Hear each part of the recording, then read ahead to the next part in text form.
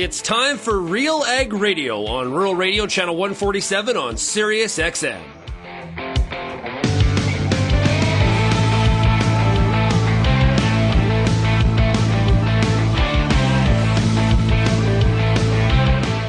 RealAg Radio and RealAgriculture.com is your home for insight and analysis of the issues that are impacting your farm business. Let's get real and get connected with RealAg Radio.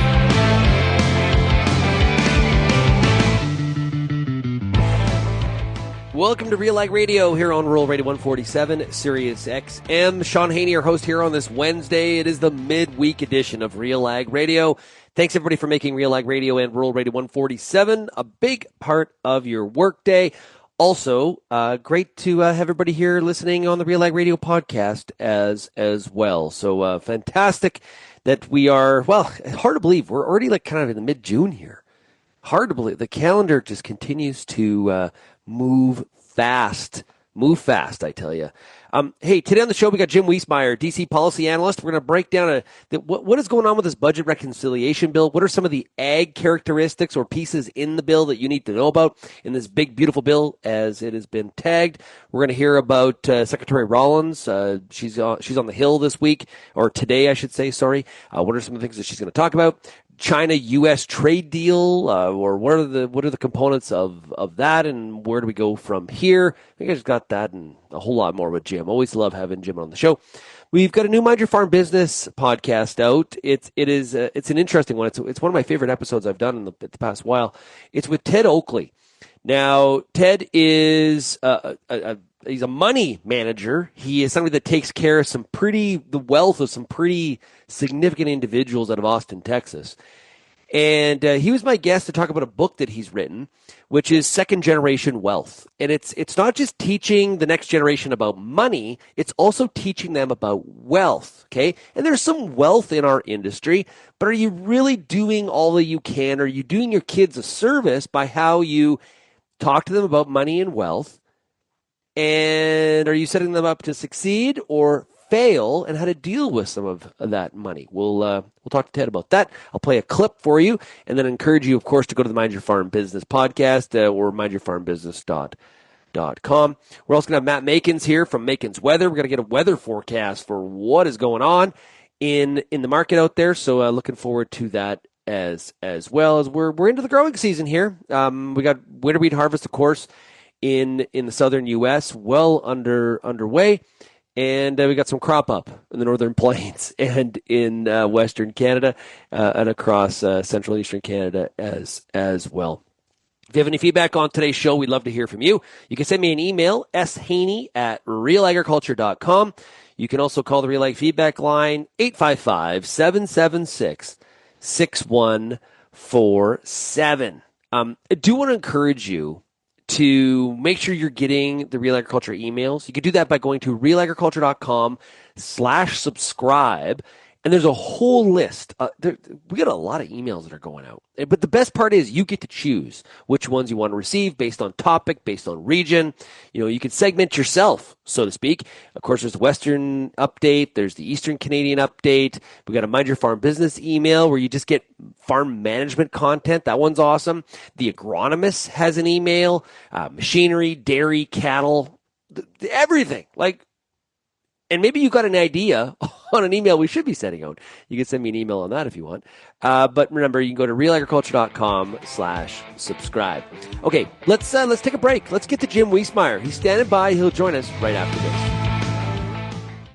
Time for a product spotlight with ATP Nutrition. Jared Chambers. What exactly is a biostimulant? Enhances nutrient uptake, enhances nutrient use efficiency while dealing with abiotic stress. It is a complement to a nutrient. If a plant is missing certain nutrients, it can't always expel the oxygen out of the leaf, and it actually damages the leaf and damages the cell, which means photosynthesis is compromised. With biostimulants, it actually tells the plant to get rid of oxygen. It becomes an antioxidant. If you don't fix the nutritional imbalance, you've only temporarily fixed the problem. So this is why a biostimulant has to be tied into a tissue sample, and then to say what nutrient is out of balance.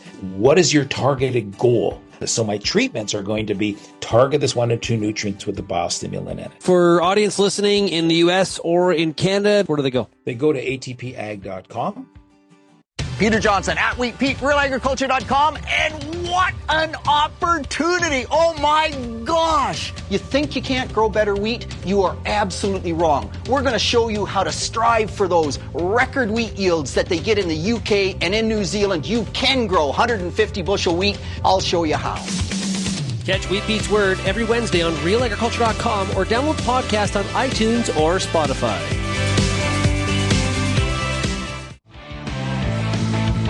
Co-op Ag Zone Bin Logic is the ultimate tool for ensuring the success of your grain operation. Simple, scalable, solar powered, and cost-effective, Bin Logic lets you monitor your bins from anywhere. Contact your co-op equipment team member to learn more. Joined right now by DC policy analyst, it is Jim Wisemeyer. Hey, Jim, how we doing? Really good, really good. Beautiful day in Washington, and we're getting ready for Rollins' testimony and, before the House Ag Committee. Yeah. When is DC not beautiful, though? Is there periods of the year? Well, when it's the depth of summer in August, because if you recall, it was built on a swamp, and I'm not talking people there. Yeah. I'm talking actual swamp. The air gets a little sick. Tight. Sick. Hey, curious, obviously the Senate is dealing with the budget reconciliation bill, the big, beautiful bill as it has been branded and tagged. What are the ag components of that bill that's in front of the Senate that we need to know about? Oh, it's big time. It's really getting into what House Ag Committee Chairman G.T. Thompson, Republican from Pennsylvania, calls Farm Bill 2.0 because it includes Title I improvements, in particular, rather large increases in target prices. That's the support mechanism for the farm program crops, the major crops, corn, soybeans, rice, cotton, and sorghum. That's big because you won't get it otherwise. And the second one is continued improvements, positive, in crop insurance, making it more cost efficient to buy up crop insurance, including beginning farmers or young farmers, and a rather big increase, doubling of market development funds. So that's pretty big. And then you put in the permanent, in some cases, extension of the 2017 Trump tax cuts.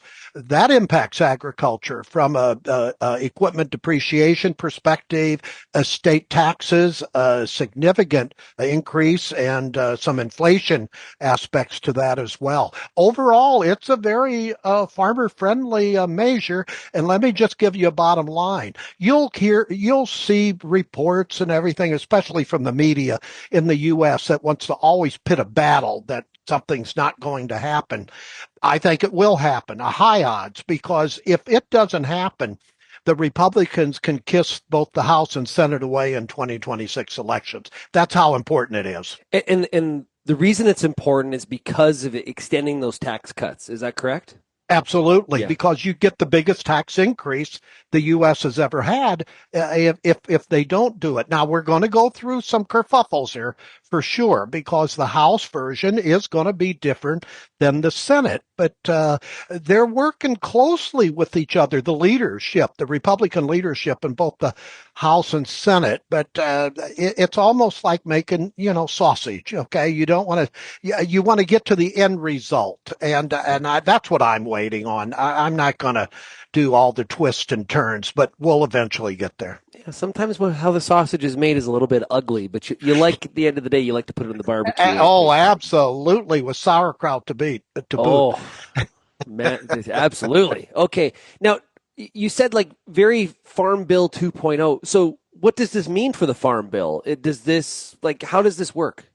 Well, if we get this, which I think we will, then the question is, well, there's a lot of other things still to be done that doesn't fit the guidelines of, in the Senate, what we call the Byrd Rule. It doesn't pass that. So it couldn't be part of this. They would have loved to have done the whole farm bill in it, but they just cannot. So then the question, as you said, will we have a more traditional farm bill approach? I think that depends on the Democrats. Do they want an issue or a bill? And complicating the matter is Angie Craig, who's the minority leader on the House Ag Committee. She's a Democrat from Minnesota, House member now, but she's going to run for the Senate.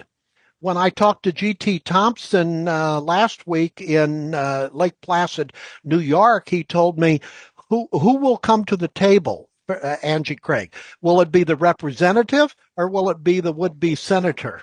And I think that's a fair way to put it.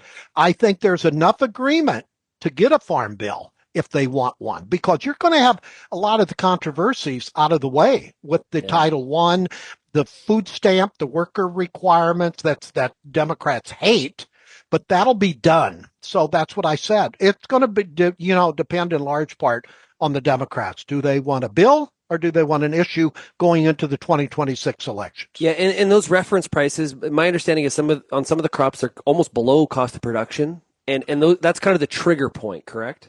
Yeah, they looked at the FAPRI and others helped USDA and the Hill come up with the cost of production, but that's always a loaded term because whose cost of production? I've learned that over the decades. I remember when my uncles who used to farm, now it's my cousins who farm, figure that one out. Yeah. They didn't buy farm equipment every year. They didn't, their cost of production was obviously lower than a lot of other farmers. So you always got to wait a minute, whose cost of production? It's going to come close to as possible a fair cost of production without guaranteeing a profit. Okay, like you mentioned, Secretary Rollins on the Hill, and at the time of us having this discussion, that has not happened yet. What can we expect? She's going to be a ferocious, as expected, defender of the Trump farm and trade policy, but she's going to get hit with a number of questions, of course, on the trade policy arena. When will we see more trade agreements? Now, we had overnight news that they have a tentative agreement between the U.S. and China on a framework agreement, and Trump just came out and said that he signed off on it. So it's up to Xi, and I fully expect Xi to do it because it's a win-win for both. Both countries need it. And Trump indicated that U.S. tariffs on China will be 55% and China tariffs on the U.S. will be 10%, but this is not the end of it. They're going to continue to talk, which I think eventually by the end of this year, we'll have what we call a phase 2 agreement, and that would include perhaps agricultural purchases from the U.S. But Rollins will give an update on her trip. She's going to announce some other countries that she's going to visit. But farmers and ranchers want to see more than just the United Kingdom cursory, a tentative agreement, that they want meat on the table. And so she'll be asked that. A sensitive issue that developed overnight again was an immigration raid in Nebraska, in the farm country, in the agribusiness sector. So I know she's going to be asked about that because wherever, and I give a lot of speeches, as you know, wherever I go, agribusiness is nervous about this now next step of the Trump administration getting very aggressive on deportations. And it looks like that's going to include the ag sector. Well, and in Republican states. Yes. That might be the one that catches a few of us off guard. I was telling a lot of audiences, if I was living illegally in the U.S., I would probably move to Republican state and be in farm country if I wanted to stay. Yeah, maybe that's not the case. Well, you can't trust or verify anymore on that issue because you've got very strong deportation people advising Trump. But another one in this Nebraska case, one of the companies in question that got raided said they used what we call the E-Verify system. And apparently that did not work for them, right? So that throws up another group of questions is why didn't that e-verify system work? Was it false positives and things like that? That's a whole nother issue there. But overall, Rollins is very good on her feet and in answers. So it'll be curious to see how she remarks and on a number of these issues. And then, of course, she'll be asked about her increasingly close relationship with Mr. Maha, Make America Healthy Again, RFK Jr., because there's a lot of anxiety relative to the coming August 12th report from Maha on the recommendations, and that especially regarding pesticides and the use of pesticides. Well, I'm sure she got some phone calls, because what we're seeing in this Maha stuff is it is a safer lane for the industry and groups to push back hard on some of the things that are coming out of the department. When it comes to Trump's thoughts about tariffs, we're hearing a lot of we're going to give the president some runway on this. When it comes to Maha, less personal to the president, people are pushing back. I'm sure she's hearing about it. Yeah, I think that's the straw that broke the ag sector lobbyists back. They're saying, okay, enough already. This is, we've had RFK Jr. verbatim called sugar poison. That's come on. And the initial Maha report was really an RFK document. This coming one now, they got the White House Chief of Staff, Susie Wiley, involved, and she actually helped change the Maha report that came out. It would have been worse for the ag sector.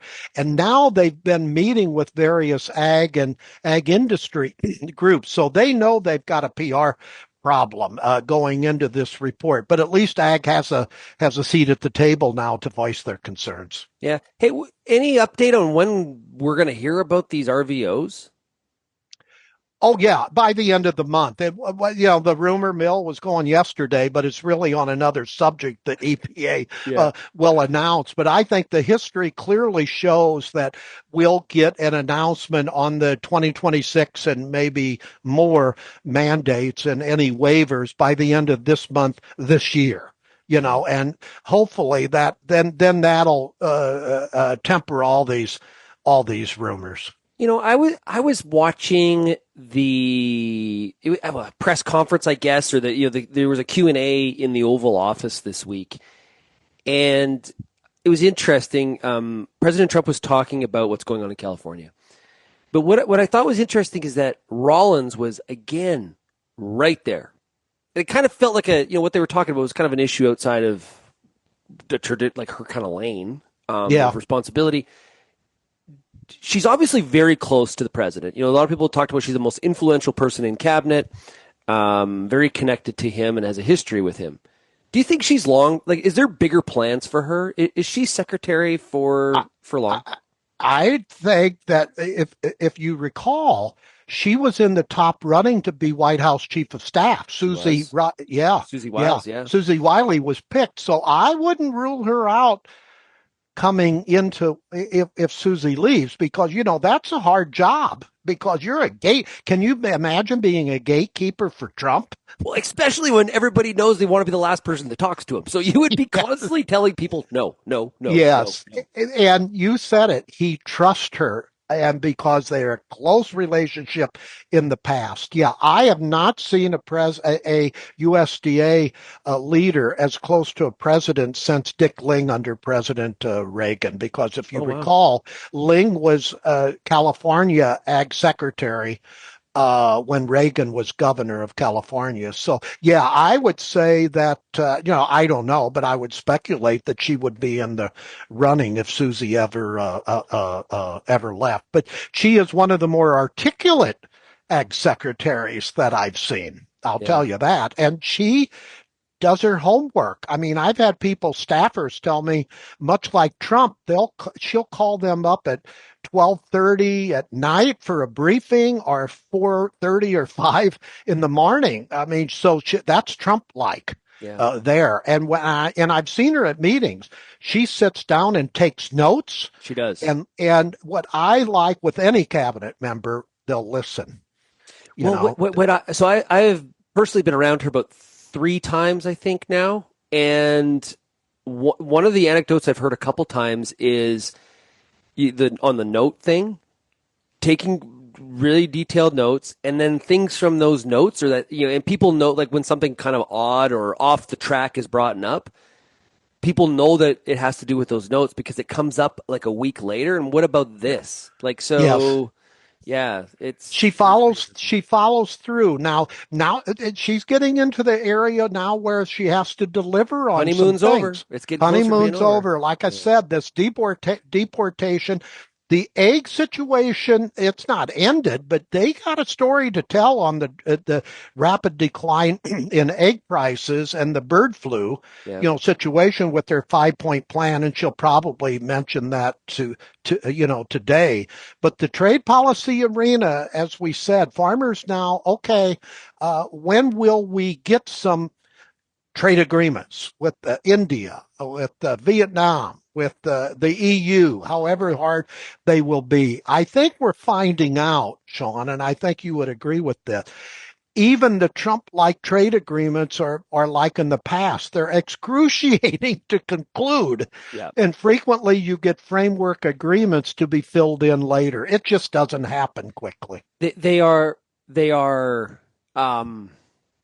trade deals that are not they're not traditional comprehensive trade deals. They are an agreement and a framework to let's keep on talking. Like yes.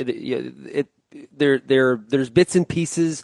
They tend to focus on 2 or 3 streams that are important, and all of the other stuff we'll figure it out over time. Yeah. They're not like a meaty trade deal like we're probably used to. But at the end of the day, I think, and this is what I think many in the market have underestimated, I think especially U.S. agriculture will still be better off with these, whatever they are, than they were before. So we're going to have to see.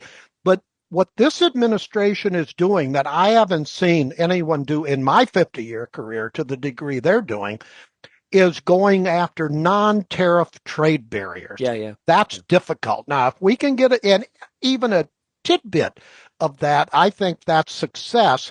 But the other one is, I think increasingly we're moving toward a more sane agreement between your country, Canada, and the U.S. and Mexico.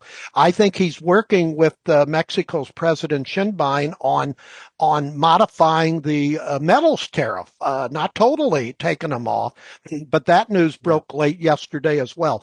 We have a North American market. You know it. I know it. Most traders know, TRADERS, traders know it. And we got to get back to that because it's inefficient not to do otherwise. We've got established trade patterns, et cetera. Let's get back to that as close as we can. Yeah, take on the real nefarious characters that are out there in the Absolutely. Hey, Jim, this has been awesome. Thanks so much. I really appreciate it. Sure. Anytime. One of my favorite cities in the country of Canada is Quebec City. Love it. And hey, good news. The 2025 Seeds Canada annual conference is happening in Quebec City, July 7th through the 9th. It's at the Hilton in Quebec City. You're going to hear insightful speakers, insights into the latest industry trends, regulatory changes, and technological advancements that are shaping the future of the seed sector. Register today at seeds-canada.ca/annual conference. Seeds-canada.ca/annual conference. So please check that out and just Google Seeds Canada if you can't find that website. Okay, let's take a break. We got more RealAg Radio coming up right after this. Hi, I'm Bernard Tobin, host of the Soybean School on RealAgriculture.com. Throughout the year, on the Soybean School, we'll bring you timely agronomic video content from planting to harvest, from the latest agronomic research to the latest in production technology. Check out our massive video library on YouTube, RealAgriculture.com, or download the audio podcast versions wherever you get your podcasts. The Soybean School is brought to you by Mazix Seeds and Lalamon Plant Care. We're joined right now by Greg Stewart, who is Syngenta Canada's biological field specialist. Okay, Greg, today we're going to talk about 4-yield drive. Okay, what is that? To consider that there are 4 yield components to corn. That is rows around and length, final ear count, and kernel mass. You can make some good decisions and have some great discussions when you know those 4 yield components. And 4 yield drive is sort of just asking us to be a little bit more careful about our agronomy, look at those 4 yield components so we can make better decisions. It's not rocket science, finding the weakness and looking how to fix it. Definitely things to keep in mind for the 2025 growing season. Now, Greg mentioned some of the components here of 4 yield drive. You can talk to your local Syngenta rep, or I encourage you to go to syngenta.ca.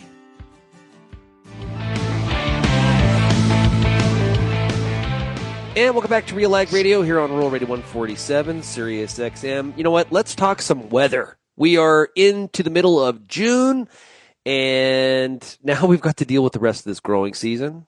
And for people that are in the cattle industry, concerned about where grass is and the moisture and all the things that we're always concerned about in any given year. Joining us right now to discuss the weather forecast, it is Matt Makens of Makens Weather based out of Denver, Colorado. How are we doing today, Matt? Doing great. Thanks for having me back. Yeah, well, hey, it's great to chat with you. Okay, so I guess overall, so far, is the year shaping up to what we expected if you think back to some of our conversations from January? The big picture, yeah, absolutely. I think there's a section of kind of southeastern Saskatchewan, southwestern Manitoba that really got a lot. I mean, they were soggy, right? That was a bit of a surprise, but overall, yeah, I think everything's on trend. We had talked about at CattleCon in February about kind of a rapid drying out from May into June.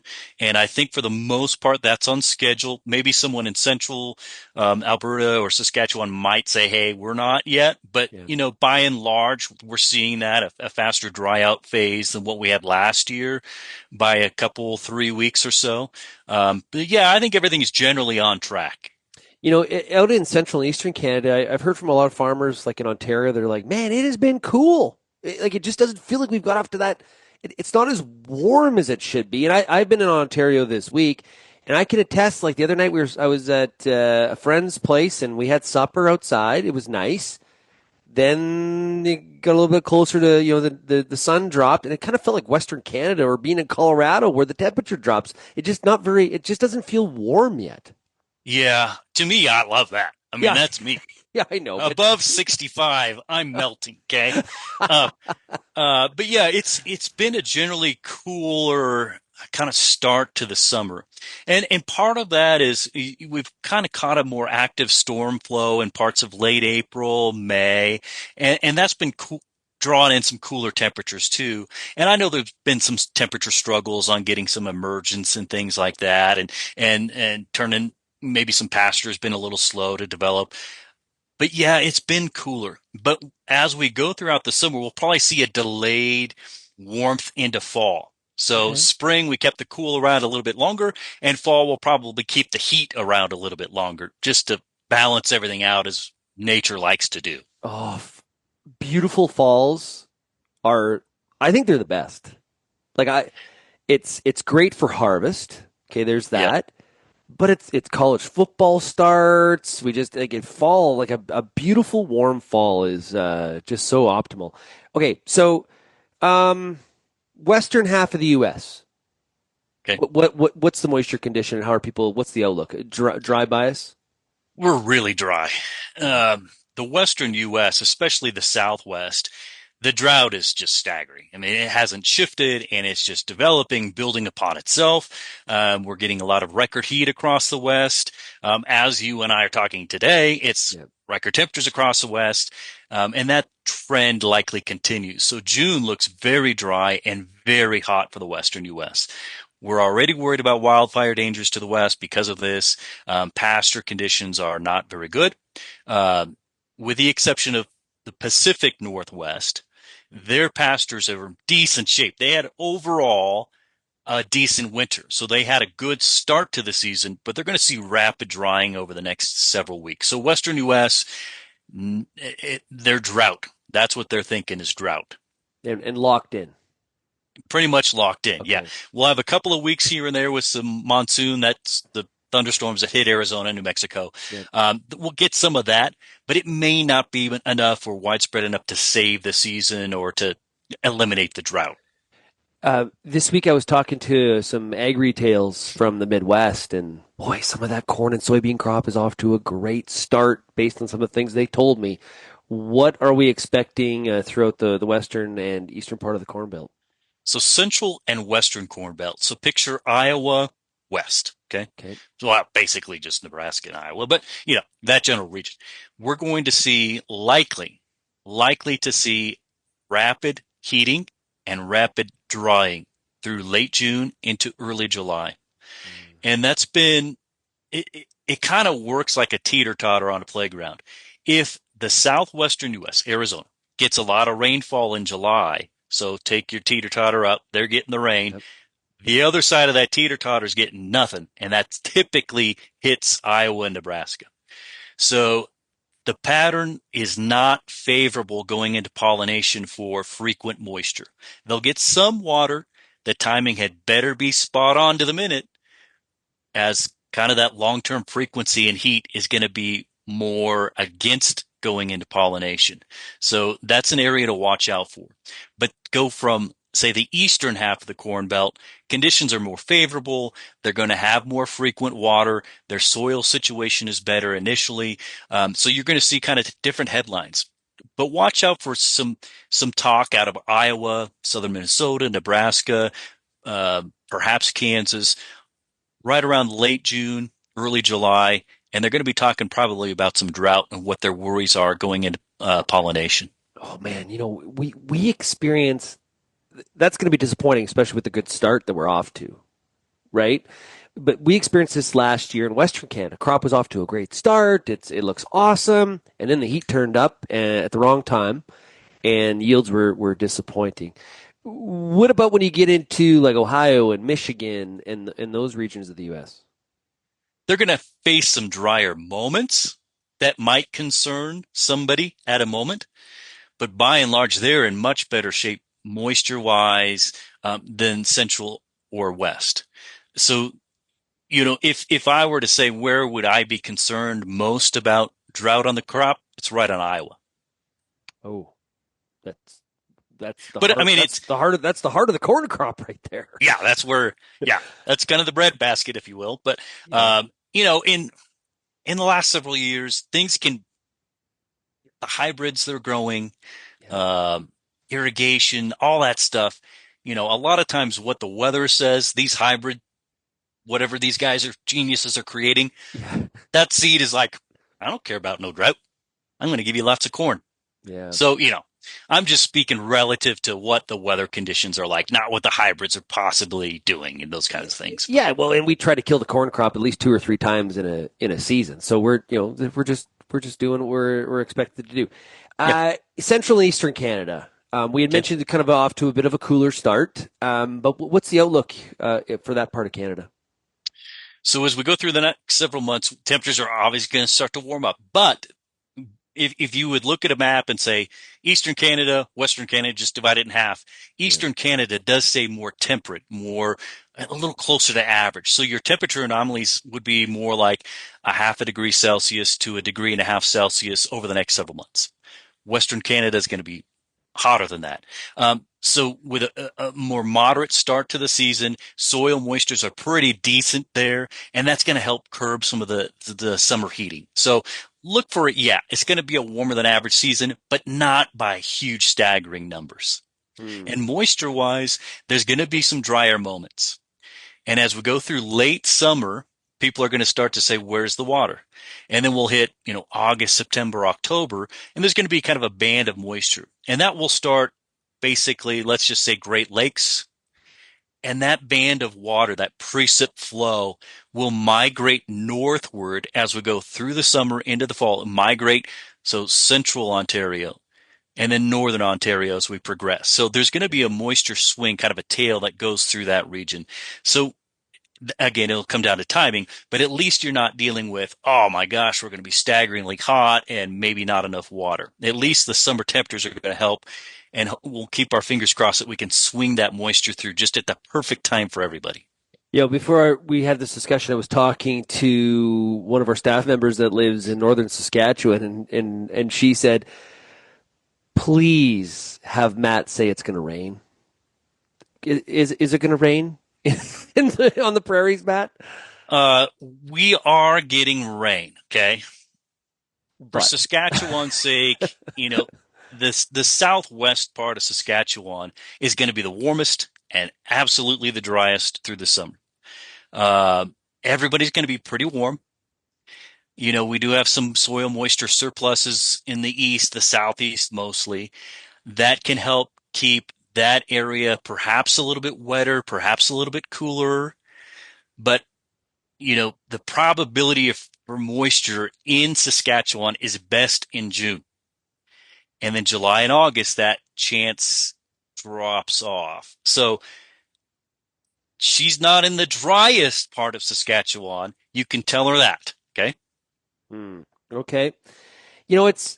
We've been dealing with a lot of smoke, right? Because of the fires. And I got some questions about, not obviously we know what's creating the smoke, but what kind of impact does that have on the weather pattern, if at all? We'll do that when we come back. We're talking to Matt Makens, Makens Weather. You're listening to RealAg Radio. We'll be back right after this.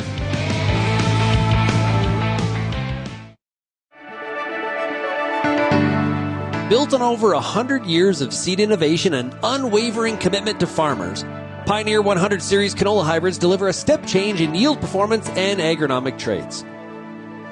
This isn't just better canola, it's different canola. Pioneer 100 Series. Contact your local Pioneer sales representative or visit pioneer.com/100 series to learn more today.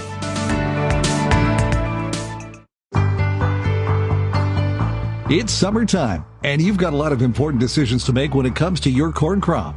Let the Corn School on RealAgriculture.com help guide you through those big decisions with input from leading experts in the field. If it's spray timing, disease identification, or any other field issue, the Corn School's got you covered. The Corn School on RealAgriculture.com. Brought to you by BASF and Pride Seeds.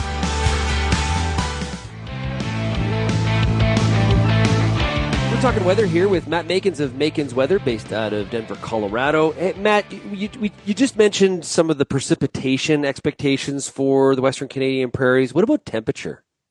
It's going to be, we'll ratchet that up as we get drier and drier. So, we just finished talking about how, northern Saskatchewan, dry, but not the driest part. It's more the southwest. And then you go into southeastern Alberta. That's another very dry pocket. So that dry pocket in the western prairies is going to be the hottest by several degrees Celsius, and then driest also. And then as we go through late June, July, August, early September, but that's going to be a turning point. We're going to see that heat and drought bubble kind of expand outward.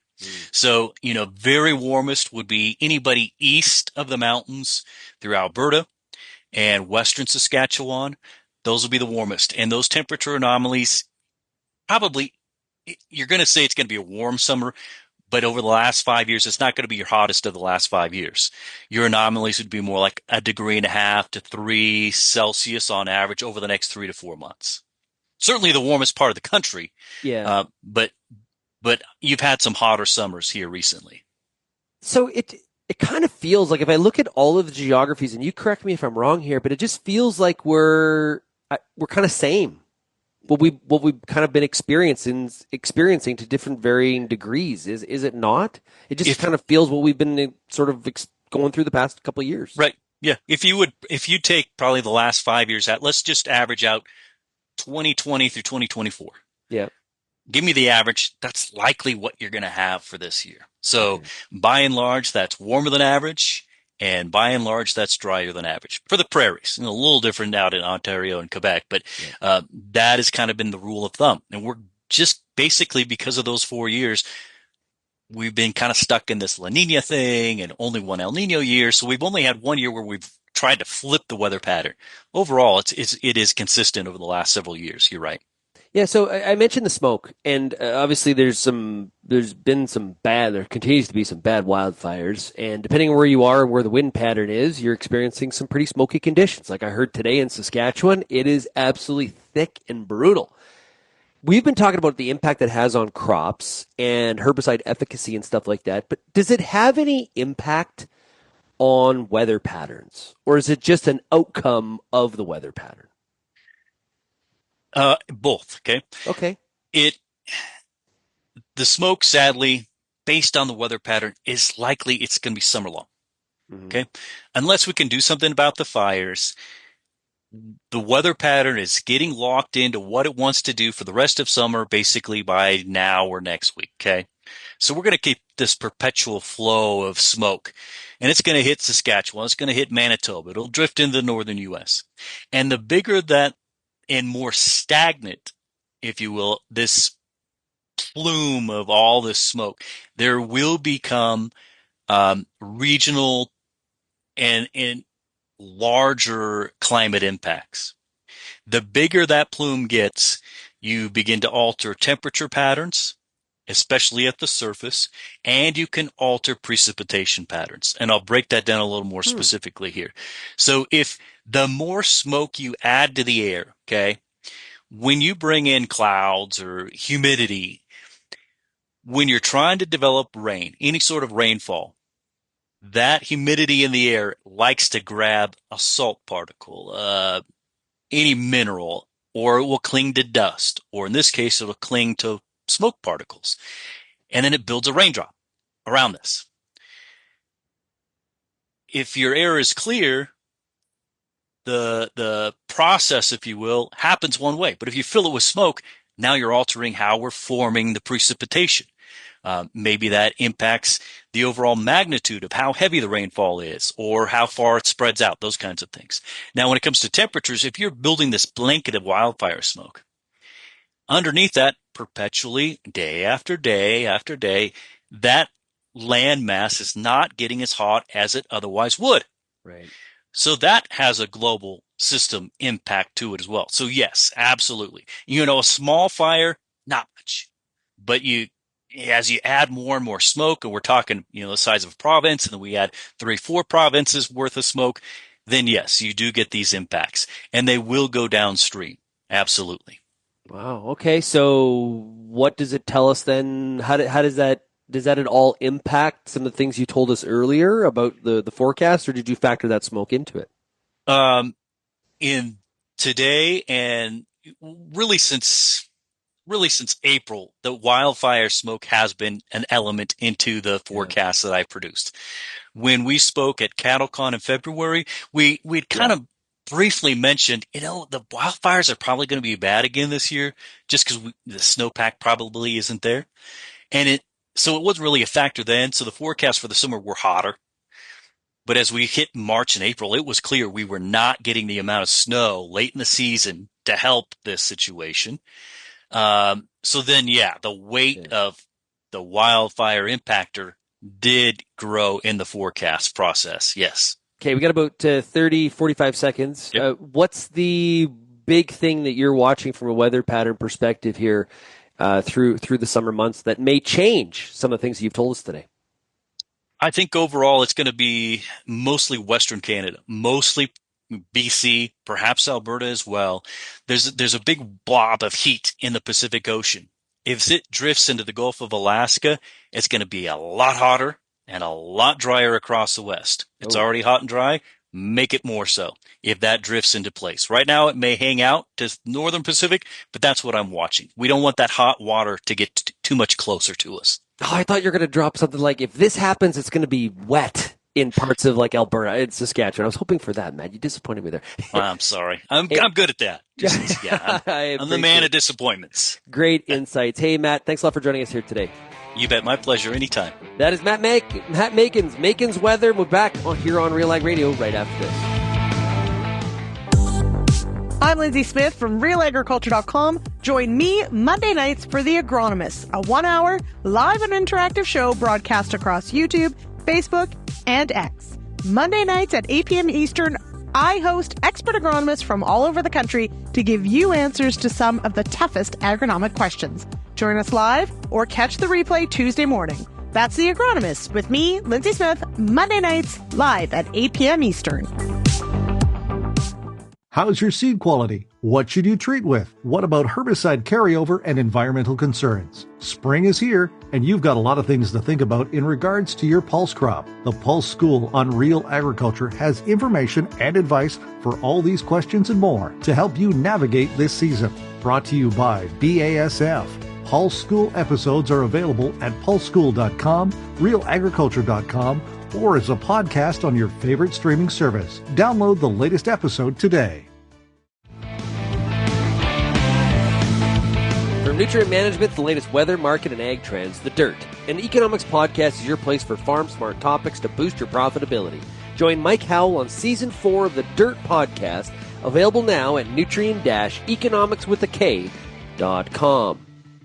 Brand new Mind Your Farm business was put out here recently, and it's a cool one. It's pretty awesome because I think this is something that entrepreneurs that have been successful, probably not a lot of us do it well, like really. And there's probably a wide range of opinions on how do we teach that, our kids, the next generation, about money and wealth and just having a good relationship with it. We know athletes can, a high majority of them end up, make all these millions and end up bankrupt, like closely after retirement. Terrible relationship with money. And the same thing can happen in business. And so I wanted to dive into this. I had heard Ted Oakley, who is the founding partner of Oxbow Advisors. He's based out of Austin, Texas. And I made a call to Ted and I said, hey, you know what? I love to chat with you about this on this podcast that we do that is brought to you by RBC Royal Bank, Mind Your Farm Business. And he accepted it, and we had a great discussion.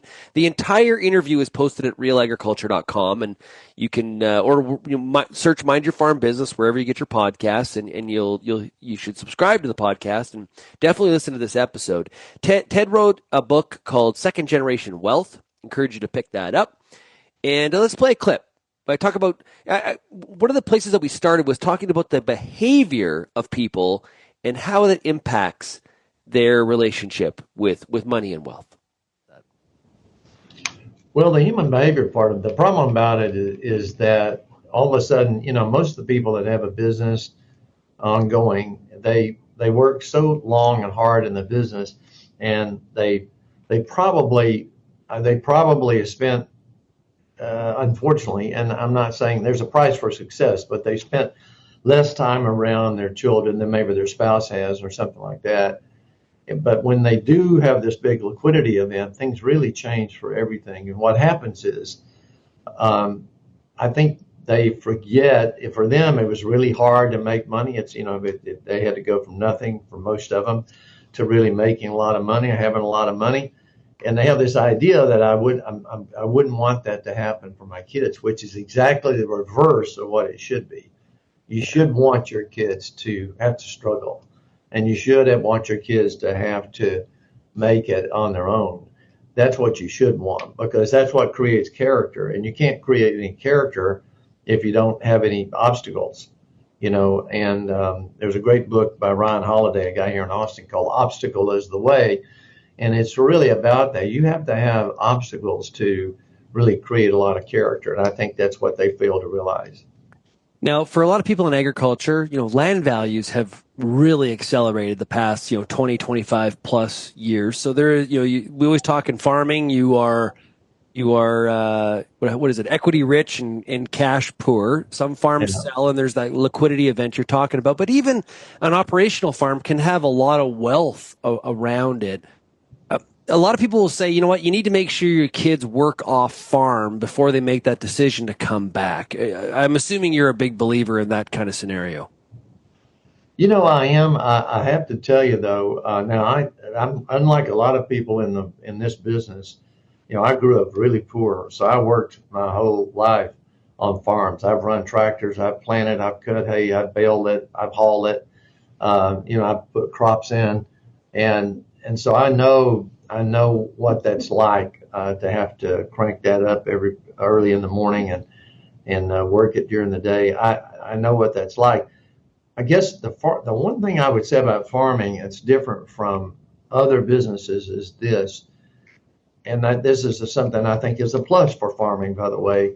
More than likely, the children right now that are farming and doing well are doing basically, I know there's a change in seed and fertilizer and a lot of different things, and equipment, but generally they're doing the same thing their great granddaddy did. And so that's easier to pass down, for example, than it is if you own a manufacturing company out here and you sell it and you've got $100 million and that's all you have. You don't have anything else to give your kids.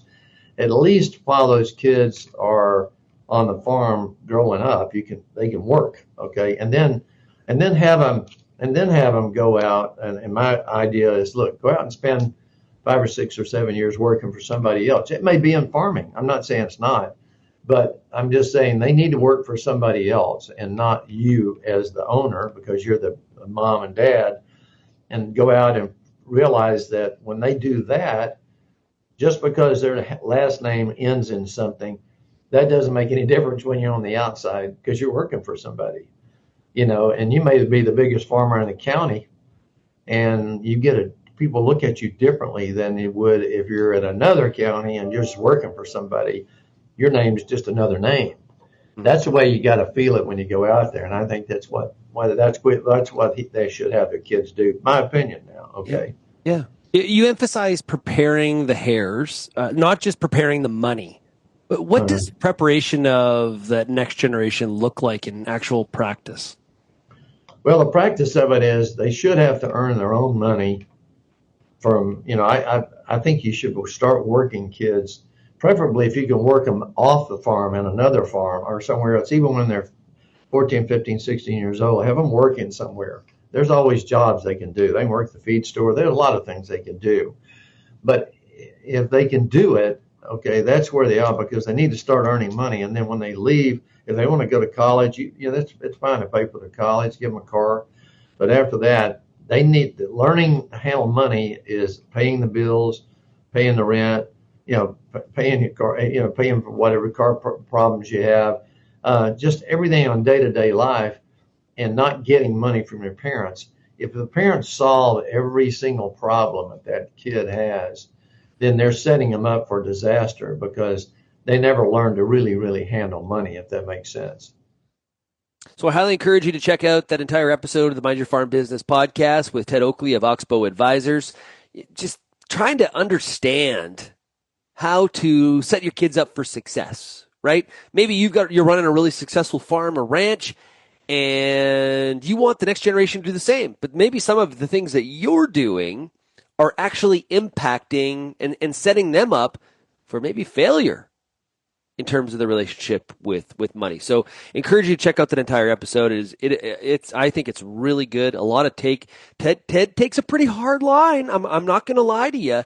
Ted takes a bit of a line where I'm not sure all of you are at where Ted's at, but boy, he's got some good recommendations. I took a lot out of that episode. Indeed. Now, if you have any feedback on today's program, you can send me an email, shaney@realagriculture.com, or you can call the RealAg feedback line, 855-776-6147. Give me some of that feedback on what we heard there from Ted Oakley. What do you do to ensure that your kids are set up for success? Do you make them work off farm? Do you make them pay for everything post 18 years old? Maybe you do cover all their costs until they're out of college? Did you pay for college for them? We'd love to hear some of your stories and some of the stuff that you've experienced, what went well, what didn't, and everything in between. Thanks, everybody, for getting real and getting connected with RealAg Radio. We'll chat again tomorrow. Cheers, everybody.